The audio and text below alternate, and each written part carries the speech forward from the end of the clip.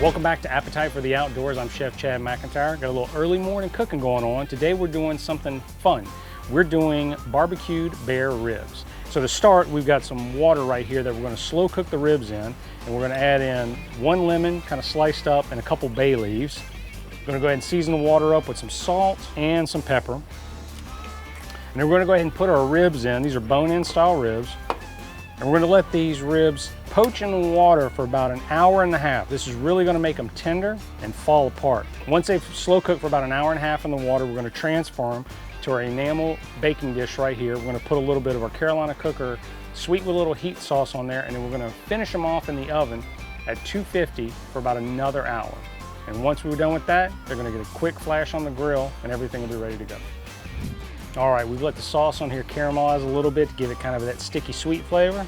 We'll go ahead and pull these off.